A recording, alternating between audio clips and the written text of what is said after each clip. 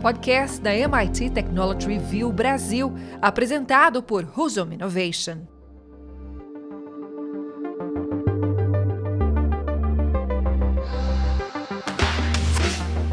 Olá, sejam bem-vindos e bem-vindas ao podcast Energy Center da MIT Technology Review Brasil. Eu sou Hudson Mendonça, editor executivo da MIT Technology Review e sócio fundador da Husum Innovation. No episódio de hoje, vamos falar sobre as iniciativas de pesquisa e desenvolvimento da Agência Nacional do Petróleo, Gás Natural e Biocombustíveis, ANP. Por isso, temos a honra de receber Rafael Moura, Superintendente de Tecnologia e Meio Ambiente da ANP. E aí, Rafael, seja bem-vindo. É um prazer ter você aqui com a gente no Energy Center.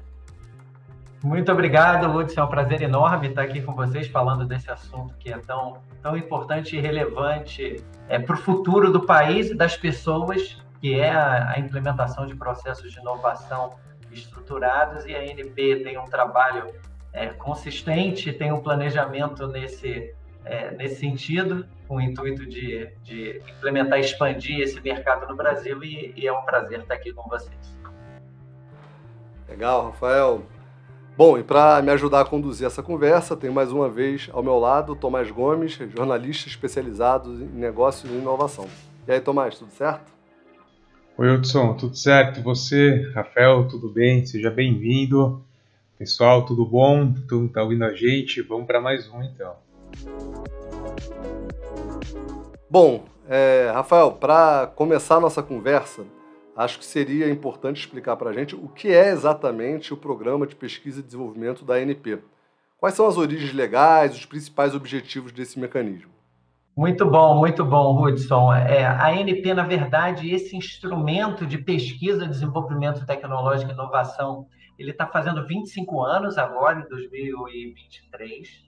Então, é um instrumento que surgiu com as primeiras rodadas de licitação. A ANP, ela regularmente disponibiliza áreas para que as empresas, numa licitação, possam selecionar, e as vencedoras ganham os direitos de exploração e, eventualmente, no caso de descoberta, de desenvolvimento e produção dessas áreas, no intuito de produzir petróleo e gás natural. E, desde os primeiros contratos que foram assinados em 98, à época com a única empresa de upstream do Brasil, que era a Petrobras, que exercia um monopólio naquela época, passou a constar uma cláusula em que 1% da receita bruta dos campos de grande produção, então não são todos os campos petrolíferos, são os campos de grande produção, alguns que pagam participação especial, que é uma participação governamental para campos de produção maior, e também para os campos que estão dentro do polígono do pré-sal, né? Cujo regime é um regime de partilha da produção. Mas, enfim, desde o início dos contratos com a ANP havia essa cláusula de obrigatoriedade do investimento de 1% da receita bruta em pesquisa, desenvolvimento tecnológico e inovação. Lá no início, em 98, havia um critério que metade desses recursos, ou um mínimo de 50% desses recursos, tinham que ser investidos em ICTs, em instituições de ensino e pesquisa. Então, essas instituições eram credenciadas junto à ANP, 50% investido nas instituições de ensino, instituições de pesquisa, e os outros 50% na própria empresa petrolífera ou em empresas brasileiras. Então, esse critério perdurou por 10 rodadas, né? Isso significa de 98 a 2008, mais ou menos, e aí, nesse sentido, a ANP começou a sentir, a partir da 11ª rodada, uma necessidade de ter um equilíbrio maior na aplicação desses recursos. Então, passou a se ter um mínimo, manteve-se os 50% das instituições de ensino, aquele percentual de 50% na própria empresa foi reduzido para 40%, e passou-se a ter 10% desse recurso investido em empresa brasileira, né? Então, começou um processo de equilíbrio de aplicação do recurso. E aí, a partir de 2017, esse balanço foi criado pela ANP para que de 30% a 40% fosse investido em instituições credenciadas, 30% a 40% em empresas brasileiras, e aí o que resta, entre 20% e 40%, na própria empresa petrolífera, nos seus centros de pesquisa ou em empresas brasileiras, e esse é o modelo que nós temos hoje em dia, né? Então, há um equilíbrio entre instituições de ensino e pesquisa, né?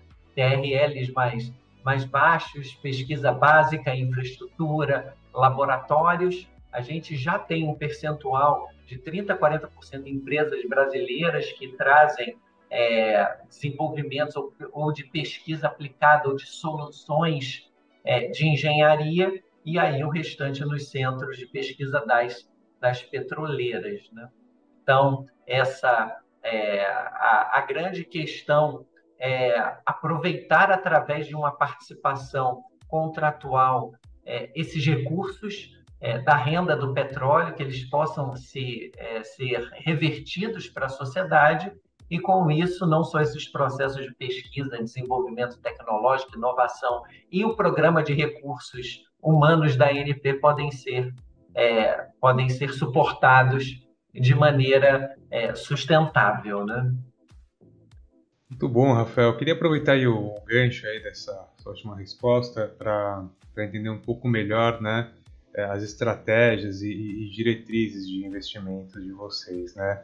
Vocês podem, por exemplo, né, investir em startups ou em outros setores da transição energética que não sejam ali tão diretamente ligados, né, à área de atuação da ANP? Podem, essa pergunta é excelente, porque os investimentos, a gente fala de pesquisa, desenvolvimento tecnológico e inovação, e é um recurso que, de fato, vem de contratos de exploração e produção de petróleo e gás natural. Mas o primeiro ponto é que a ANP ela regula todo o espectro de petróleo, gás natural, combustíveis e biocombustíveis, que já tem um elemento de renováveis que é muito relevante para o nosso país, né? Em especial aí o etanol, né? A gente tem uma frota de veículos que 80% é formada por carros flex, então a gente tem a opção de usar um combustível renovável, que é o etanol, nos veículos, e também o biodiesel. Nessa linha, os investimentos em si eles já poderiam ser aplicados em todo esse espectro de maneira muito natural. Mas os processos de descarbonização e a licença social para operar da indústria do petróleo depende dos processos de descarbonização. Então, esse aspecto tomou uma relevância muito grande, embora já esse link, do ponto de vista acadêmico e teórico, já fosse muito direto. A gente tem uma questão pragmática, uma questão relacionada com a certeza jurídica e regulatória de que as empresas vão fazer um investimento em PDI, a agência vai aceitar esse investimento como atendendo aquela obrigação contratual. Então, nessa linha, a agência, no segundo semestre de 2021, abriu uma consulta pública para mudar o regulamento técnico que regula a aplicação desses investimentos. Então, ali ficou explicitamente previstos os investimentos em eficiência energética, os investimentos em novas energias, investimentos, por exemplo, em hidrogênio, investimentos em captura e armazenamento de carbono, que é outro processo relevante no âmbito da transição energética e descarbonização. E ali nós tivemos essa confirmação de que esses investimentos podem ser realizados em um portfólio em energias renováveis, e novas energias só crescem, né? Nós também tivemos Você perguntou também sobre as startups, né? Então, esse é um ponto também muito interessante do nosso regulamento. A gente vem colocando e preparando programas voltados para startups, para que a gente crie as vantagens competitivas em um ambiente para que nós possamos ter uma multiplicidade de startups no Brasil, mas a gente já tem alguns casos super interessantes, né? A gente tem um caso, por exemplo, de uma empresa que é a Hytron, que é uma empresa que surgiu em 2003, que é um spin-off da Unicamp, foi incubada na Unicamp. Então, ele trabalha, a empresa trabalhava com inovação e soluções comerciais para energia e gás, e em 2020 foi comprado por um grande grupo alemão, trabalha com soluções fotovoltaicas e hidrogênio. Aliás, o spin-off da Unicamp surgiu justamente no laboratório de hidrogênio lá em 2003, e, por exemplo, é uma empresa que trabalha e hoje tem uma inserção mundial que tem grande relevância nos processos de descarbonização e transição energética na Alemanha, né? E há diversos outros casos, né? Intel, que também é uma empresa brasileira, nascida ali nos idos de 2008, incubada. Aliás, os fundadores, são 4 fundadores da empresa, 3 foram alunos da informática na PUC-Rio, por exemplo. Então, a Intel ela provê soluções de Big Data, de inteligência artificial, em uma das líderes globais no que a gente chama de inteligência artificial operacional, né, voltada para análise de dados corporativos e provimento de soluções. Outra, a Ourunova também, né, a Ourunova, que é de 2010, que era também, juntou 4 spin-offs da PUC-Rio, 4 incubadas da PUC-Rio. Então, é uma empresa brasileira que atua em indústria 4.0, tem soluções para monitoramento de integridade, a parte de segurança, engenharia submarina. Então, a gente já tem vários casos de sucesso de investimentos em startups, em empresas incubadas, em universidades que se tornaram grandes empresas e referências no mundo de pesquisa. Mas, sem dúvida alguma, a gente tem aí um projeto consistente para, no futuro, a gente ampliar bastante esse escopo de empresas incubadas e startups bem-sucedidas aí no nosso mercado. Legal, Rafael. Acho que é bom, né, ver os casos concretos, como da Hackion, da Intel, de algumas outras incubadas, né? E o programa é enorme, né? Acho que você pode até falar um pouco mais aí do volume de recursos que a gente está falando. E também, se você puder trazer para a gente outras tecnologias, né, outros projetos de outras naturezas, também não só ligados a startups que foram financiados, que são referências, né, e que foram viabilizados através do programa de P&D, e falar também um pouquinho para a gente as diferenças, né, para a nossa audiência aí que não está tão familiarizado com os termos dentro do regulamento de P&D, né, o que é o programa de empreendedorismo, de capacitação de fornecedores, de recursos humanos, quais são as novidades aí que envolvem, né, essas 3 novas frentes aí do programa de P&D. Boas perguntas, várias perguntas, Hudson. Eu vou tentar passar por elas. Você mencionou o volume dos recursos, né? Eu acho isso muito importante para dar uma ordem de grandeza, né? Eu falei no início da origem da cláusula, né? 1% da receita bruta, dos campos de grande produção.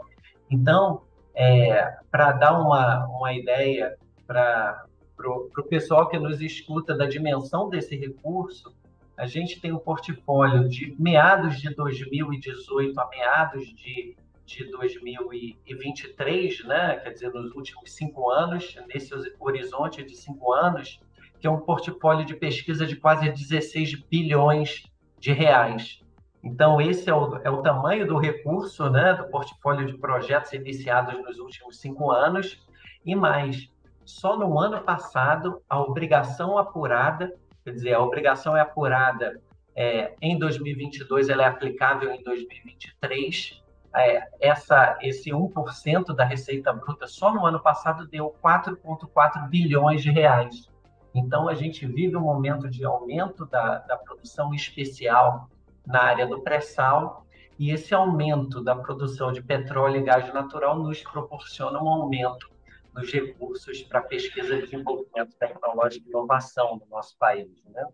E esse recurso, ele tende a aumentar nos próximos anos e tem uma grande vantagem sobre os fundos públicos para pesquisa que dependem de orçamento do governo.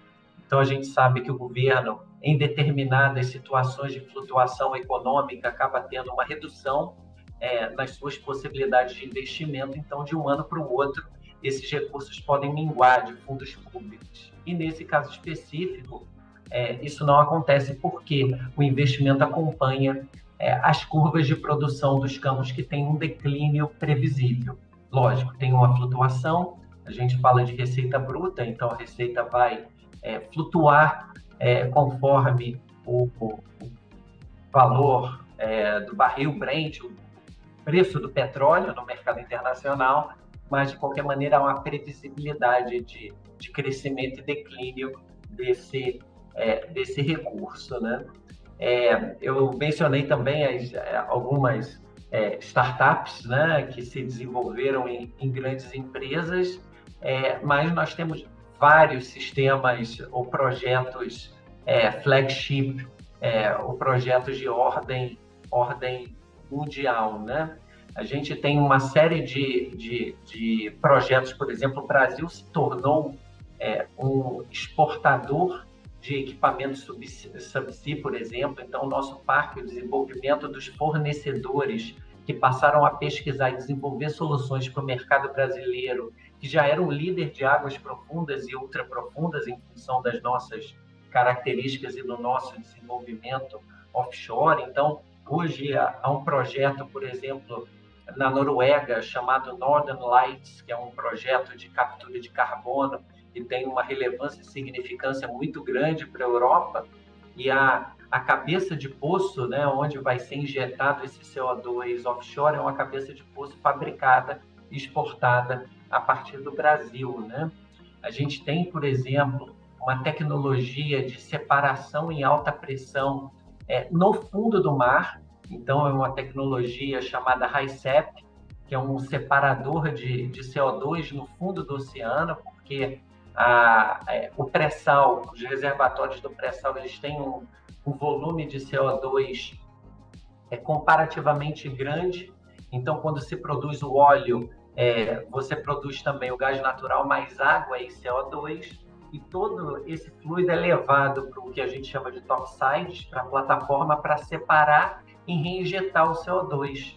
Então, grande parte do espaço da planta de processo da plataforma era utilizado com a planta de separação, é utilizado com a planta de separação de CO2, né? Claro que a gente não poderia ventilar esse CO2 na atmosfera. Então, esse projeto, com a instalação de um sistema que faz a separação no fundo do mar, sobra espaço na plataforma para processar petróleo e gás natural, para ter mais poços de petróleo conectados a ela, né? Então, é um projeto de separação em alta pressão no fundo do mar, e é uma solução que é muito promissora para a redução das emissões de gases de efeito estufa e para o aumento da produção, redução dos custos de produção e da intensidade de carbono por petróleo produzido, né? Então, tem tantos projetos flagship, né, que foram desenvolvidos no Brasil recentemente. O Senai e Cimatec desenvolveu com a Shell um projeto chamado Flatfish, que é um veículo autônomo submarino que realiza inspeções em 3D de alta resolução. Então, é um protótipo que foi desenvolvido no Brasil com base nesses recursos e traz economia, traz segurança, garante ou reduz drasticamente os custos para esse tipo de operação, né? Então, tendo esse veículo com inspeções que faz um scan 3D de integridade estrutural, enfim. Então, esse é outro projeto que também foi bastante conhecido, né, e trouxe uma inovação grande, certamente será aplicada na indústria do petróleo. E há outros. A Petrobras foi vencedora numa OTC, se eu não me engano, na 2016, com um sistema que é chamado MODA, que é um monitoramento óptico direto no arame. Então, ele foi desenvolvido, inclusive, pela Ouro Nova para Petrobras. Então, é uma tecnologia que é utilizada no pré-sal, e já temos mais de 150 sistemas em plataformas offshore em produção, enfim. Então, há diversos projetos, e esses projetos de PDI eles têm trazido muitos benefícios. Eu poderia mencionar tantos laboratórios também pelo Brasil, pelas universidades brasileiras, laboratórios de ponta, com equipamentos de ponta para aumentar a qualidade do ensino e da pesquisa no Brasil, da pesquisa básica, mas eu vou ficando por aqui. Muito bom, Rafael. Bom, você já, né, apresentou aí na nossa conversa aí várias iniciativas, projetos incríveis que já estão acontecendo agora, mas assim, olhando um pouco mais para frente, né, e como potencial, como estratégia futura, até mesmo roadmap, como você vê, né, os maiores desafios, impactos e oportunidades que ainda podem ser revelados por esse instrumento de P&D da ANP, né? Enfim, o que você pode aí adiantar de novidades para a gente e para os nossos ouvintes? Bom, Tomás, a primeira novidade que eu considero muito positiva é que essa é uma obrigação contratual, né? Tem lá uma cláusula obrigando os operadores a realizarem esse investimento. Porém, hoje, nós atingimos um nível de maturidade que as empresas enxergam essa obrigação contratual como uma grande oportunidade de criar sinergias num ambiente que é um ambiente de pessoas criativas, é um ambiente que é líder em tecnologia aeroespacial, por exemplo, e aí falando da energia especificamente no mercado de petróleo, o Brasil desenvolveu uma série de tecnologias de águas profundas, águas ultraprofundas, um ambiente desafiador, lidando, por exemplo, eu mencionei a porção de CO2 que é produzida nos reservatórios do pré-sal, e hoje, quando a gente fala em captura de carbono, aqueles desafios de engenharia, por exemplo, de metalografia associados com o transporte de CO2 já foram, de certa forma, superados e são conhecidos em função das operações do pré-sal. Então, eu acredito que o grande desafio e a grande contribuição que a ANP pode dar tendo esse portfólio pujante, né, de quase 16 bilhões dos últimos 5 anos, é criar conexões, entender que tipo de pesquisa cada instituição tem um know-how para fazer, em que TRL estão localizadas cada instituição, aonde é possível desenvolver uma pesquisa básica, para onde essa pesquisa básica pode evoluir para um protótipo, para uma planta piloto, e nós criarmos essas conexões e fazermos com que esses entes possam se comunicar e desenvolver pesquisa. Importantíssimo nós desenvolvermos processos, identificarmos os parceiros corretos para colocar de pé programas de empreendedorismo que possam fazer com que as startups tenham um ambiente de facilitação, que tenham uma infraestrutura, que tenham uma consultoria para desenvolver os seus negócios, a gente aumentar o índice de sucesso e fornecer aquilo que é necessário para que nós tenhamos um ambiente de inovação tão bem sucedido como nós estamos tendo na indústria do petróleo e do gás natural.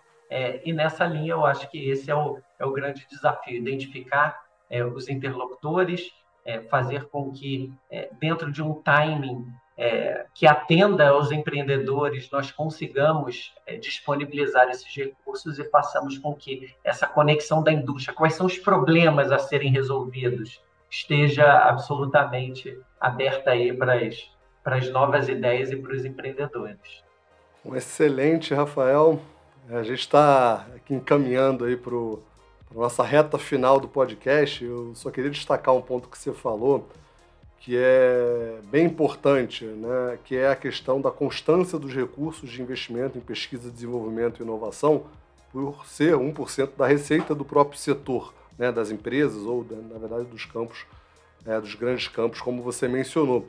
E isso dá uma super vantagem, porque é algo inédito no mundo, né? Esse mecanismo da maneira que ele é estruturado, e dá uma super vantagem competitiva para o Brasil montar grandes ecossistemas de inovação em energia, como a gente está fazendo aí junto com o MIT no Rio de Janeiro.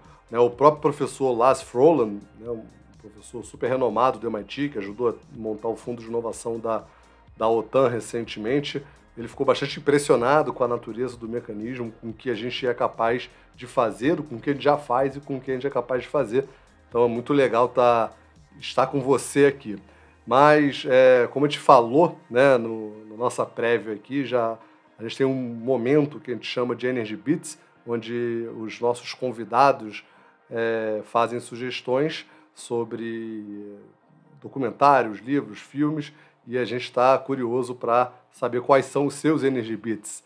Então vamos lá para a segunda fase, vamos para os Energy Bits. Momento Energy Bits.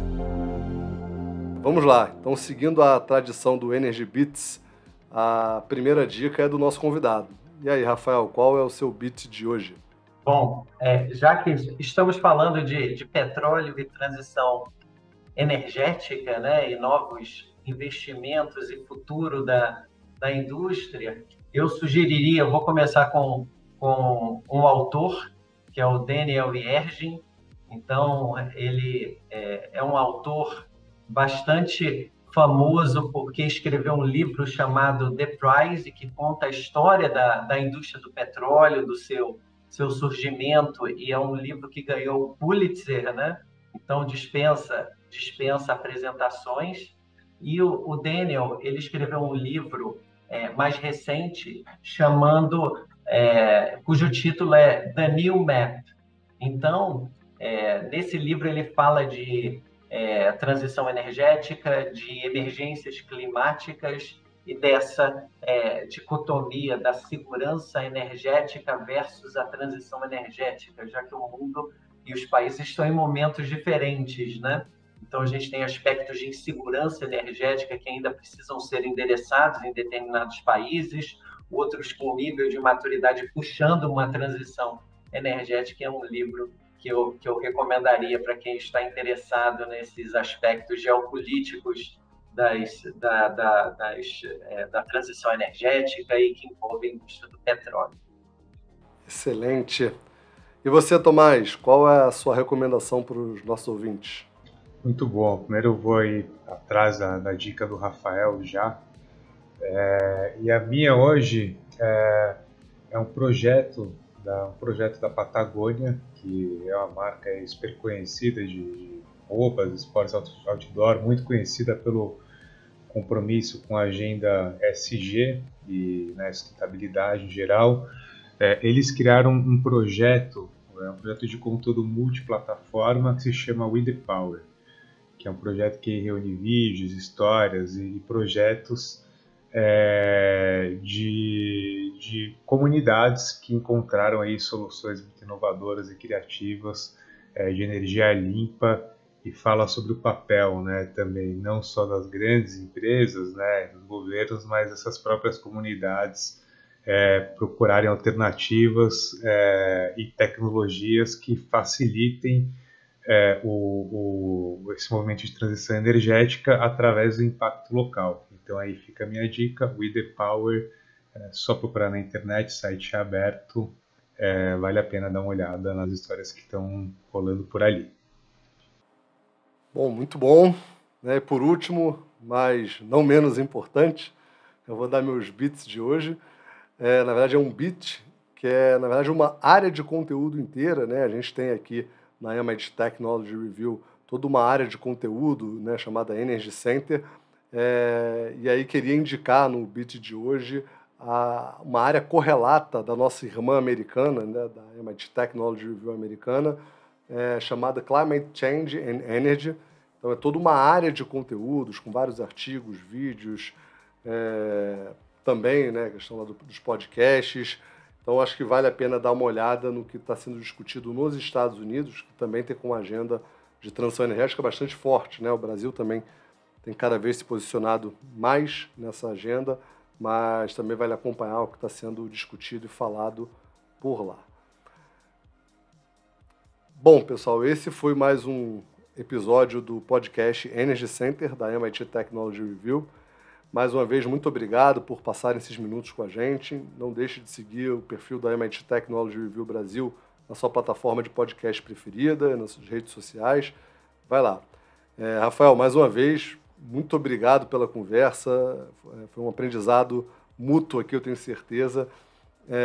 E queria agradecer mais uma vez sua presença por aqui. Eu que agradeço, Hudson e Tomás. Foi ótimo passar esse tempo com vocês aqui. Eu espero que os ouvintes tenham curtido aí esse nosso bate-papo. Tomás, obrigado também pela parceria de sempre nesse episódio.